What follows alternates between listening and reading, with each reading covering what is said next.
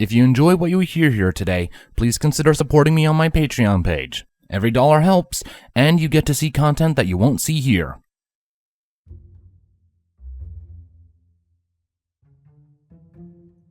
Chapter 6. The After Party. Chrysalis? Are you in there?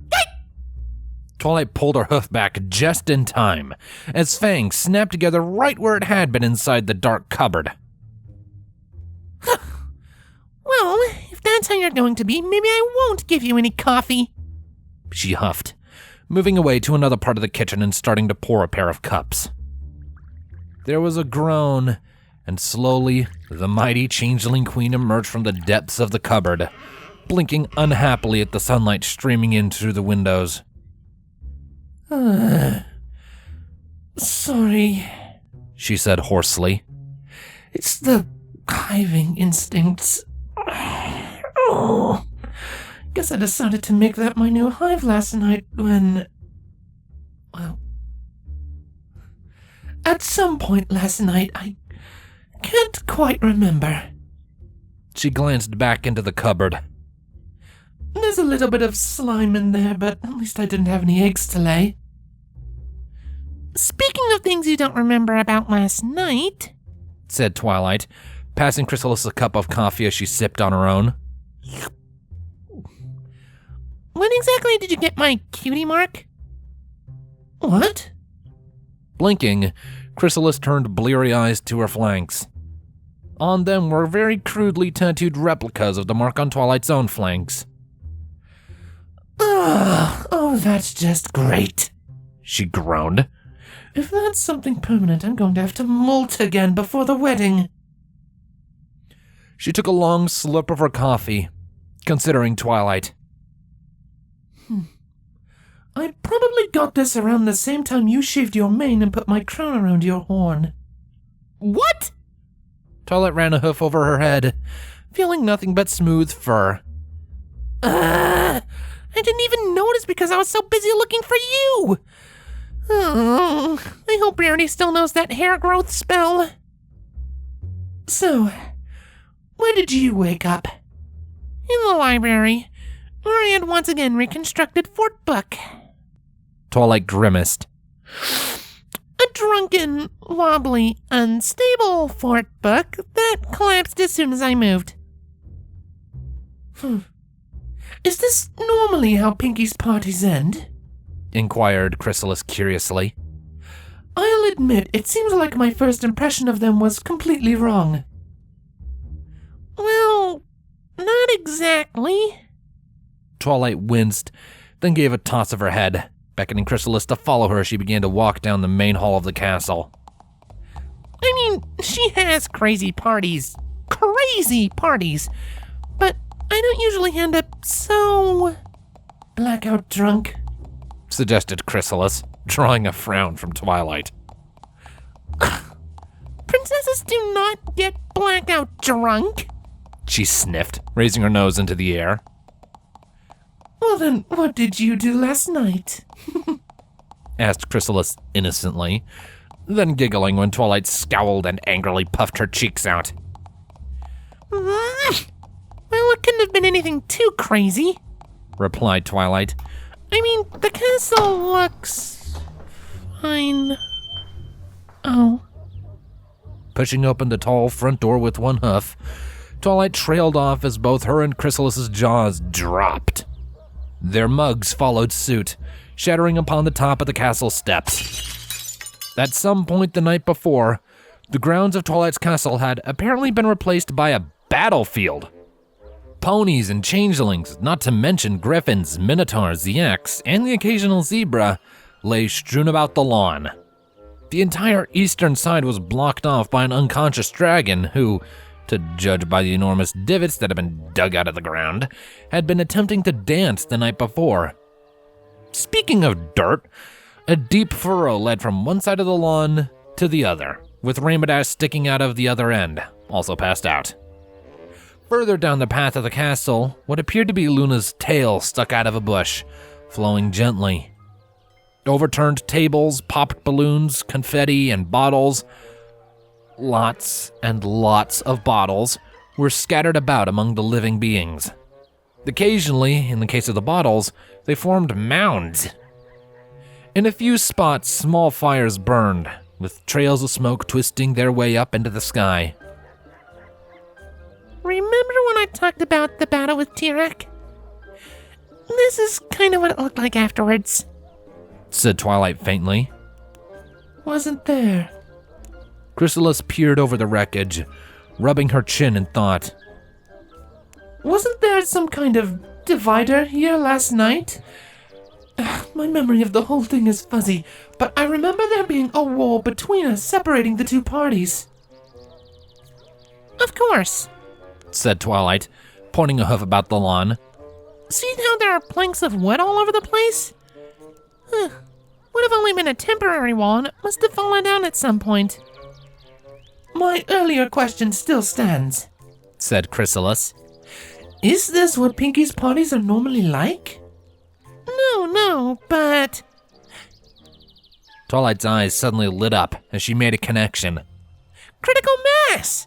One party is fine by itself, and you can even have two in rather close proximity, but if they combine, you get something exponentially more powerful than either of them alone. Like you said, we tore down the wall at some point, and then... boom. I would be very interested in knowing what happened last night, said Chrysalis, starting down the stairs. And I know just who to ask. To one side of the stairs was Pinkie Pie, or rather, the back half of Pinkie Pie, sticking out of the ground. Snoring could be faintly heard coming up through the earth. Grabbing the pony's tail with her magic, Chrysalis gave a mighty tug, only to fall back panting. Here, let's try together, said Twilight, trotting up next to the queen. They both wrapped their magic around Pinkie's tail and, straining, yanked her out of the ground, showering dirt in every direction. Finally. Now we can... Oh my. Chrysalis stopped as she got a look at Pinkie's face, which sported a full, bushy beard and glorious handlebar mustache. How did... Twilight chuckled weakly. That would be me. She always asks me to cast that facial hair spell on her. I always refuse. Unless I'm really drunk. She must have taken advantage of that last night. Would you ever use such a spell on me? Of course not. I wouldn't want to ruin your face, said Twilight absently, inspecting Pinkie. She completely missed the beaming smile Chrysalis turned on her, and she gave Pinkie a few shakes. All that did was make the beard flop up and down, and momentarily increase the volume of Pinkie's snores. I don't think we're going to get any help from her, said Twilight, lowering the party pony back down onto the grass. At least not until she wakes up. Come on, let's see who else we can find. They had only gone a few steps before Chrysalis stopped, eyes wide and staring. What is that? She asked, pointing at a pile of scales, fur, and orange-ish ponies. Well, that would appear to be Sunset Shimmer, a couple of Flash Sentries, and the Sirens, said Twilight, voice full of mock cheeriness. The Sirens? Spat Chrysalis, disgust suddenly on her face. I know what you're going to say, but can't we... Chrysalis, we've talked about this. They are anti-changelings, Twilight. They spread hatred to feed off of, and we eat love. It has to be either us or them. Chrysalis, you are the last one to be upset about reformed villains. Well, I assume they're reformed, or Sunset wouldn't have brought them. Unless she did it after getting really drunk. Twilight shrugged. In any case, they're her responsibility now, and I trust her to keep them in check. And even if she doesn't, we destroyed the crystals they got their powers from, so they should be completely harmless now.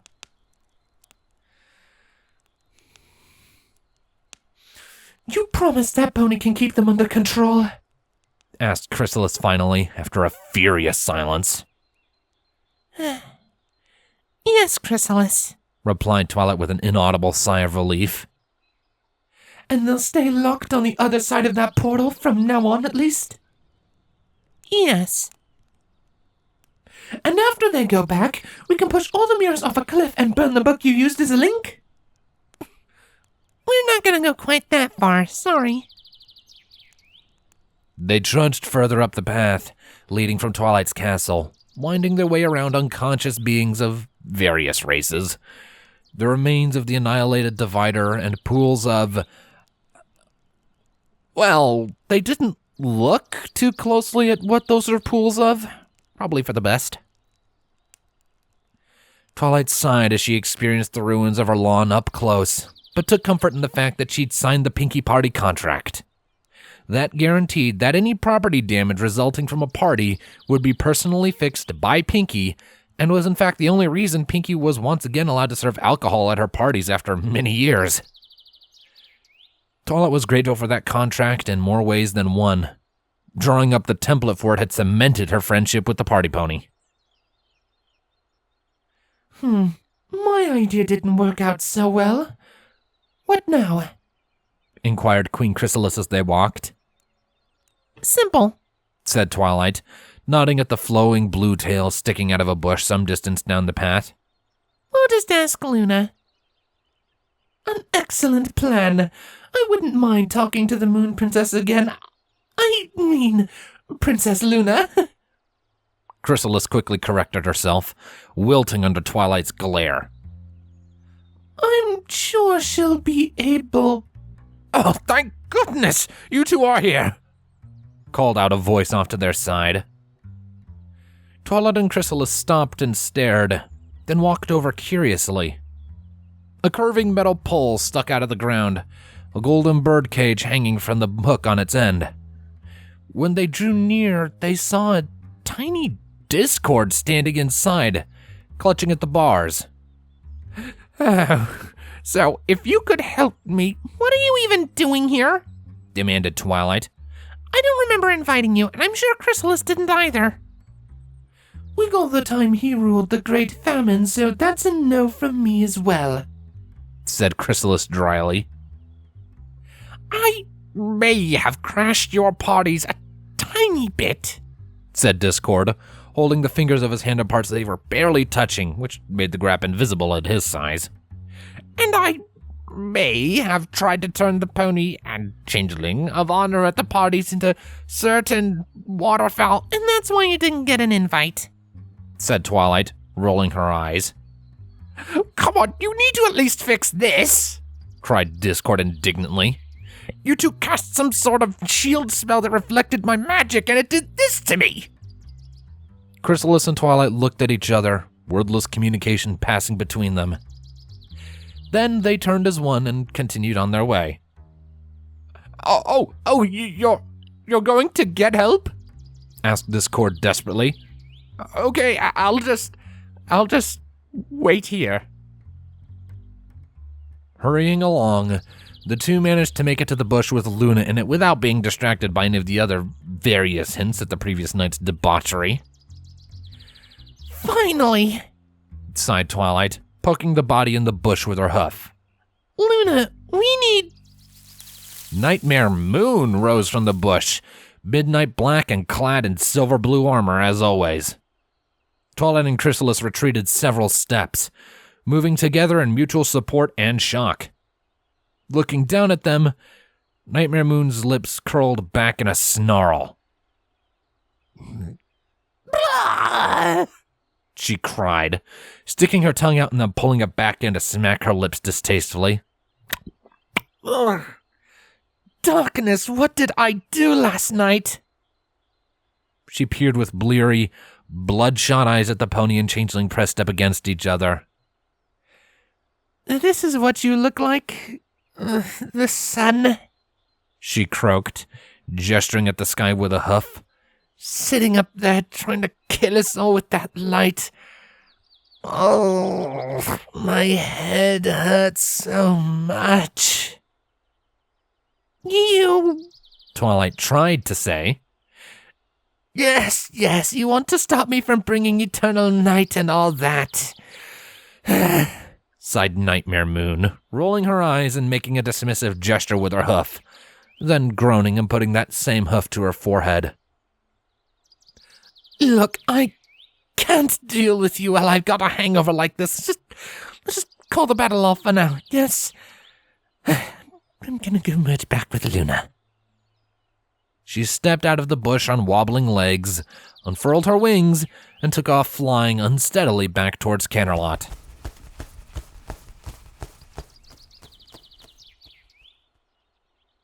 So, that was Nightmare Moon? Said Chrysalis as the two slowly moved apart. Yes. And she can apparently just come and go as she pleases. Yes. Wanna pretend we didn't just see that? Absolutely, said Twilight emphatically, then sighed. Although now we're back to square one. A camera? Yes, it would help if someone had taken pictures last night. No, well, yes, that would help. Which is why I'm pointing out that there's a camera over there. Twilight looked in the direction Chrysalis was indicating, where a camera lay on the ground next to a tree. They galloped over in a rush, Twilight scooping the camera up in her magic. I'm not sure why a camera would just be lying here, but... A snore from above interrupted her. Looking up, they saw photo finish hanging upside down from a branch in the tree. Okay, now I really want to see what's on this thing. There was silence as Twilight turned on the camera screen and began to page through the stored photos from the night before. Well, it looks like a typical Pinky party so far, said Twilight after the first few pictures. Yes, although I'm surprised by your drinking abilities, replied Chrysalis, grinning. I've never seen someone do a reverse cake stand before. Then you've never seen Celestia's School for Gifted Unicorns after finals week, said Twilight, nose in the air. And you've never seen what magic-using grad students do when they want to blow off some steam. She flipped through a few more photos, then froze. That looks like you with a stripper, said Chrysalis with a little giggle. A tall, white female stripper. One who looks a lot like a princess I know. I just spent a lot of time around her growing up. And okay, maybe I had kind of a crush on her as a teenager. And hey, let's look at some more pictures. Twilight stopped. And that looks like you with a stripper, she growled. A white male unicorn stripper. I can explain, Chrysalis started to say. Wait, I don't have to explain anything to you. Your party had strippers too. Yes, but mine didn't look like someone I almost married, or like someone you're related to. Well, actually, you know what? No, never mind. Twilight sniffed and started flipping through the pictures again, mouth tight and eyes narrowed. Are you mad? Asked Chrysalis after a moment. There was no response. You're mad, aren't you? You seem mad. Oh no, snapped Twilight. Why would I be mad? If anything, I'm surprised. Surprised that you're still here, seeing as my brother is right there in Canterlot and you find him so attractive. Oh, come on, you know that's not true. I mean, I even left him for you. Ooh. This time, both froze as a new picture came up on the camera. Oh. Wow. A few more pictures scrolled by in silence.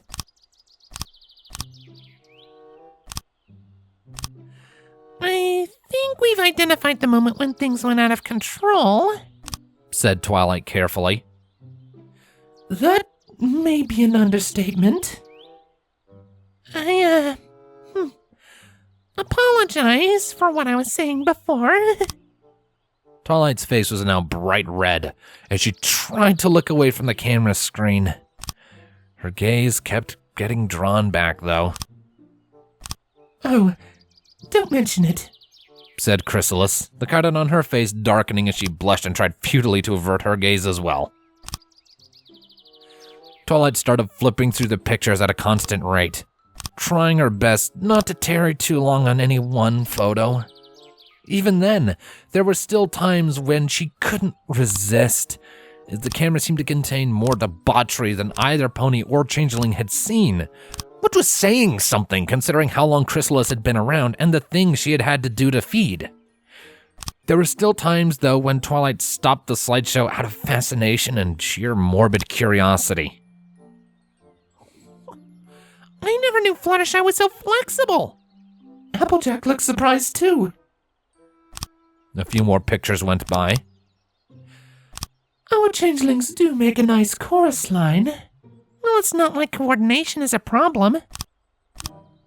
Another dozen or so photos passed. Well, I guess your teacher decided to join the party. Look at her go. I'm surprised she was able to drink while Luna was banished.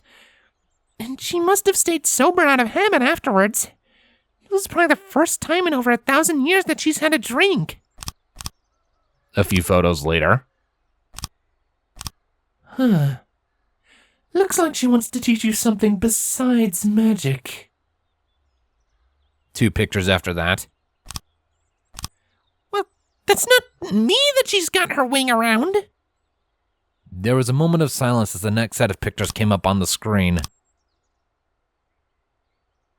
Okay, there's where Nightmare Moon showed up.